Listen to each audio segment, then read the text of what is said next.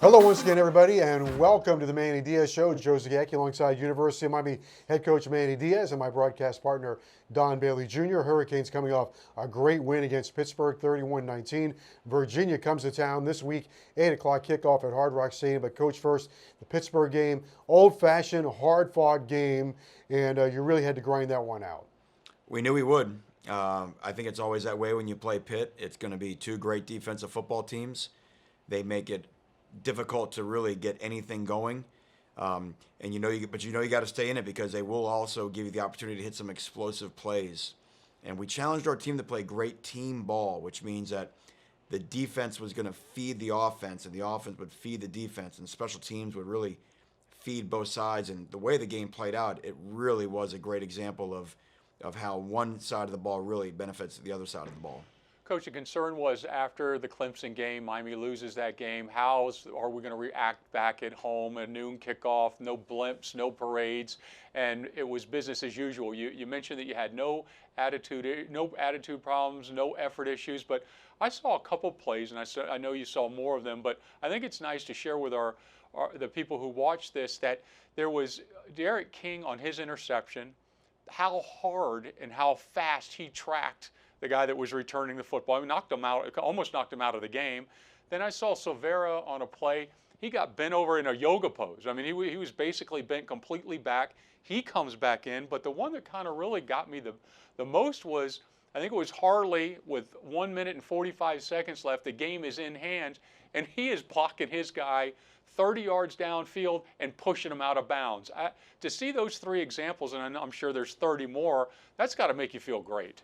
It really does, and it's a great observation. You love seeing tangible elements.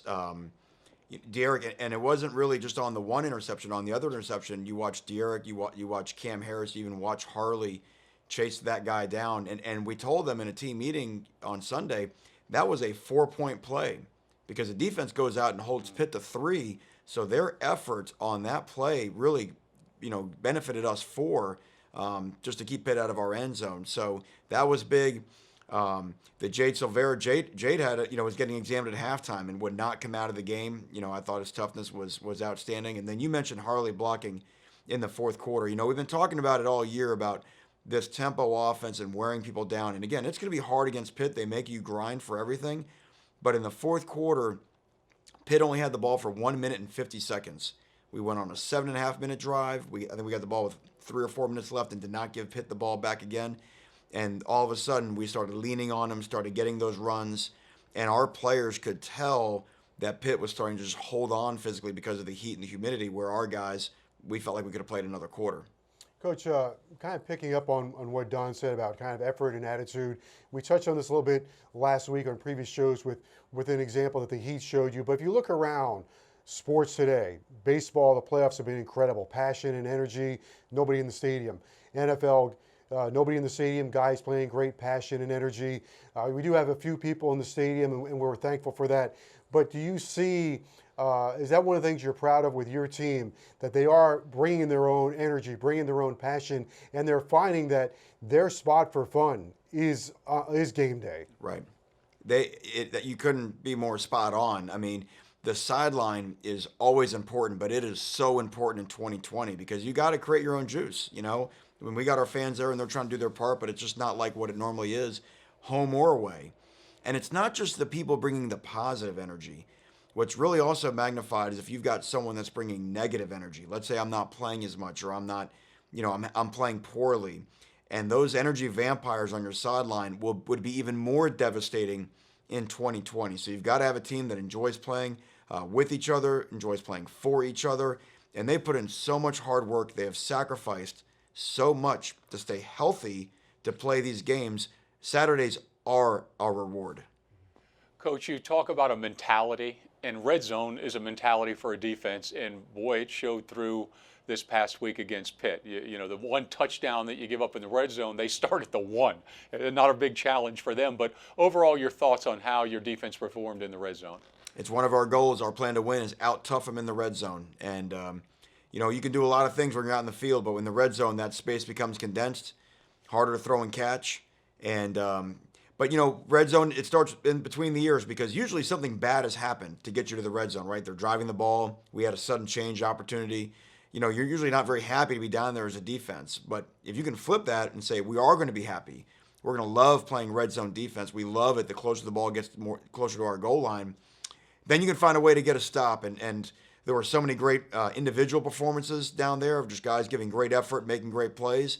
And as a collective team, we were able to hold them to 4 field goals. Well, let's say on one of those aspects of the game, you going into the game, by the way, you were 12th in the country in red zone defense, so top 15 in the country, third downs.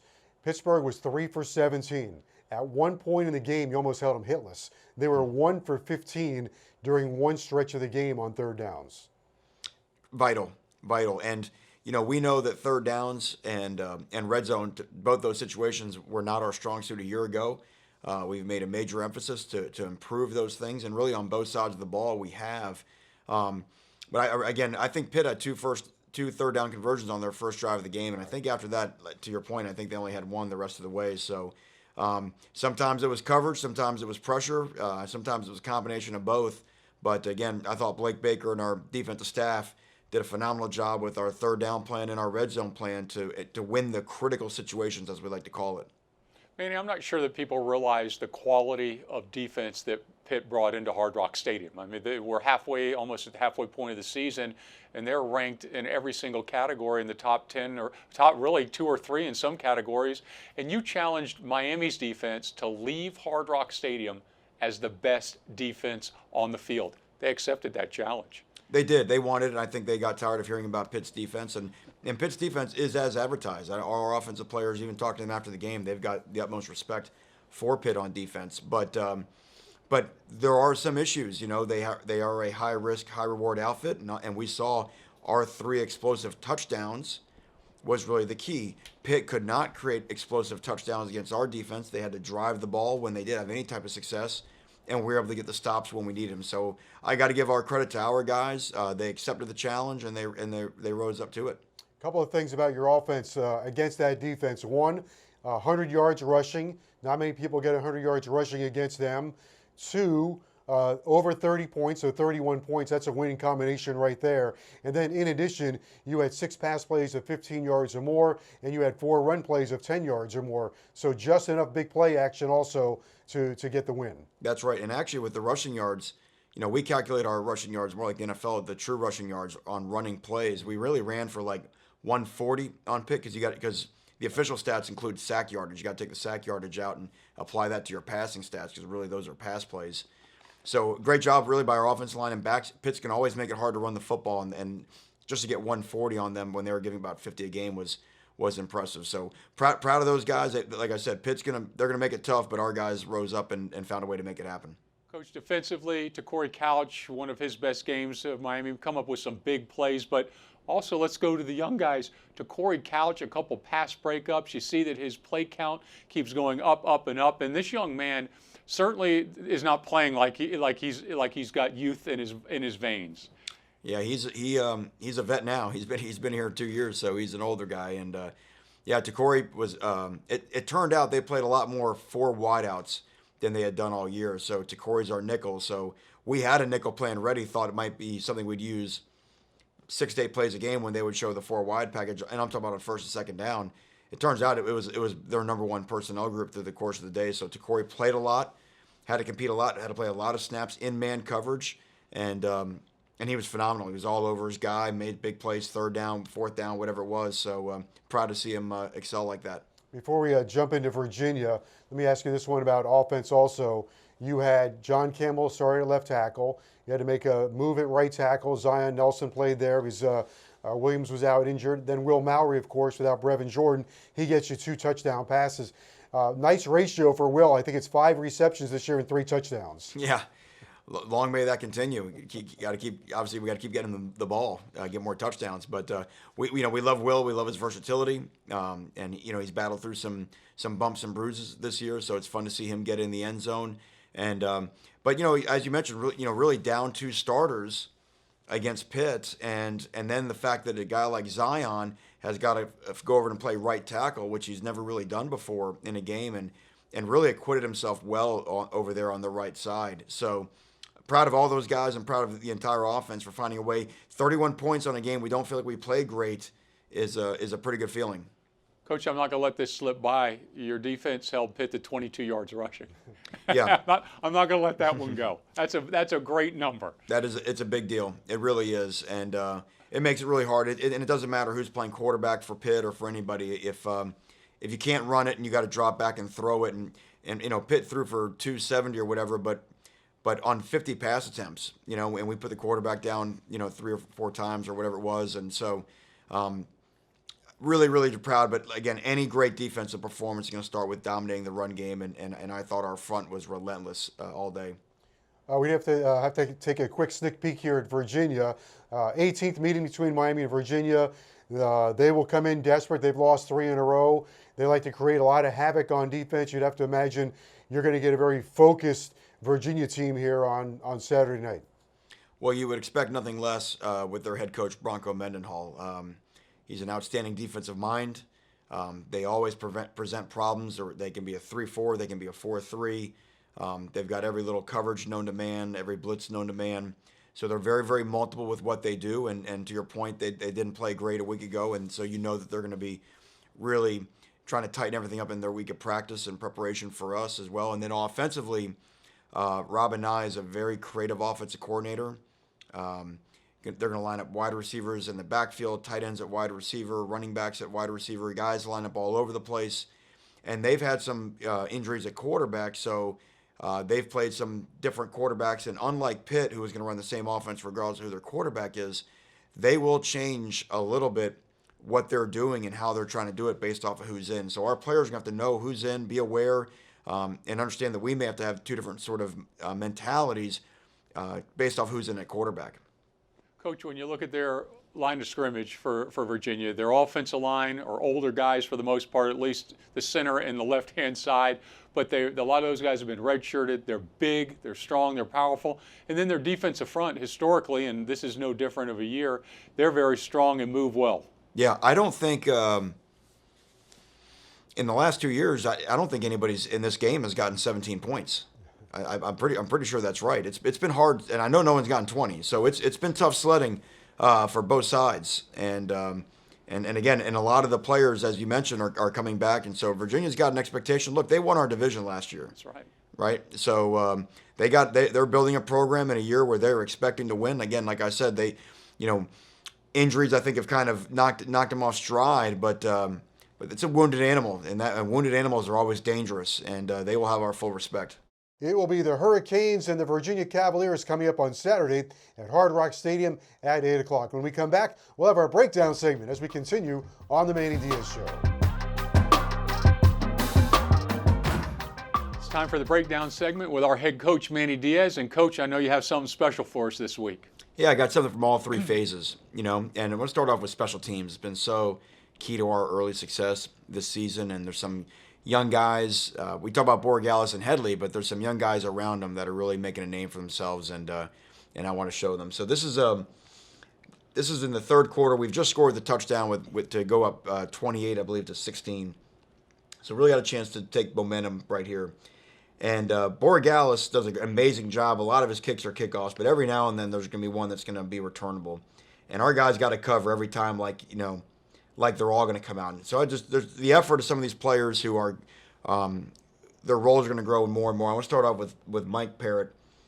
Does a great job with us on many special teams phases as a fullback in our program.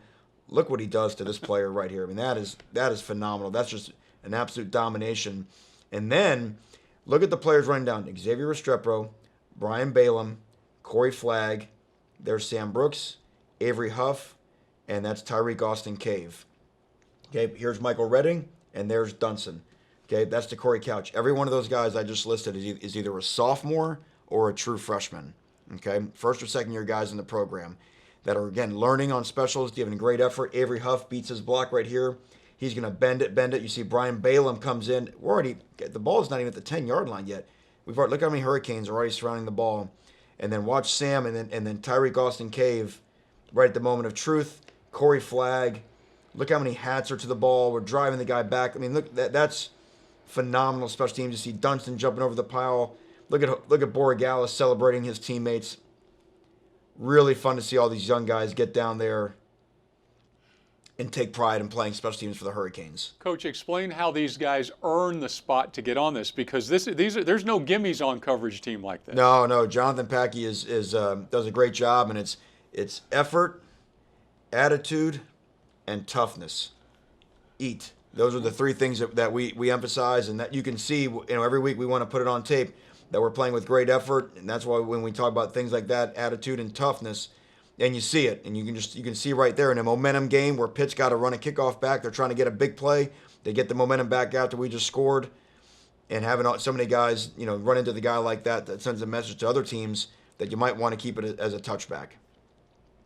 Now I want to switch gears and talk about really another major key to winning the game is red zone scoring. So we're up 14-10, okay, and we've got 14 because we scored on 2 short fields. Well, Pitt right here is on a short field, all right, and our red zone defense and our ability to bow our necks right here. We got a 3rd down and 3. They can still get a 1st down at the 1 yard line. So this is, the data says this is a passing situation for Pitt on 3rd down and 3. So we're going to disguise like we're in, some sort of matchup coverage right here, but we're not. We're actually bringing a blitz. Frierson's going, Flag's going, and McLeod is going, but McLeod's got to take the running back if the running back goes out. Well, he does. Well, the bad news for Pitt is now Pitt is only left with 5 blockers, 5 offensive linemen, and we've got 6 blitzers. So we've got one more blitzer than they have to block. Now the question is, who are they going to not block? We do a nice job on the back end. We kind of match up to all the quick throws. We need to work into here. So the quarterback, you can see his eye progression. He's trying to go to the back. Okay, the next read on this is going to be this under coming back from the field, but he doesn't have time to get his eyes to it, trying to work the wheel route. And there from behind, you can see Jared Harrison Hunt. Bang, goes up in there. But the tackle, the guard actually fans out to block Jalen Phillips because the tackle's got to block Gilbert Frierson. Again, simple mathematical equation. You ask 5 guys to block 6. They got to cut someone free. It ends up being Jared. Does a great job. Actually ends up knocking the ball out. And the quarterback was very fortunate to get on it, leading to a Pitt field goal. Coach, you go back to Roche, too. It looks like he was ready to knock that thing down, even if the ball was able to get out. He was. He's doing a great job right there. You can see it. I mean, it's going to be a ball disruption type play. And even Frierson is able to beat his block. I mean, a lot of guys doing a lot of good things. And we keep doing those type of things. That's where those strip sacks are going to come. Of course, we got one later.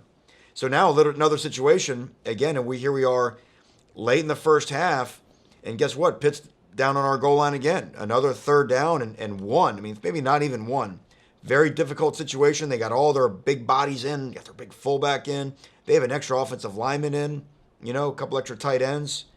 So they're going to try and shift and outflank us over here to our left side. So look at the great job, Roche, Amari Carter. We recognize it. We're able to bump our defensive line over, get all of our numbers correct. So we've got the proper guys in the proper spot. And watch here from the back end. Boom, everybody gets set. Now watch our guys get forward. And I want you to see this line is the 5 yard line is almost 1.5 yards, 2 yards deep in the backfield. Watch how many guys in orange shirts end up on that side of the line. Silvera goes, great get off, ends up knocking off the pulling guard. Roche does a great job. That's Amari, knocks the fullback down. We've got 3 unblocked Hurricanes at the point of attack ready to make this tackle. So Quincy hits him. Bubba Bolden, great left shoulder tackle. And then just watch out for even a guy like Amari Carter getting off the ground. Really, really nice job. Flag over the top. Frierson right there. Just great, and that's where you see the quarterback's reaction. That's intimidating defense, and again, making someone kick a field goal instead of scoring a touchdown. But, Coach, really, you go back to Silvera.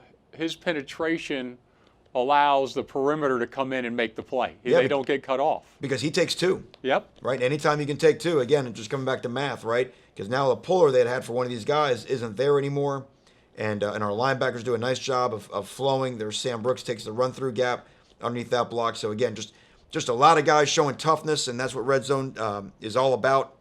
So really proud of the effort right there. And the last 2 plays I'm going to show is on the offense.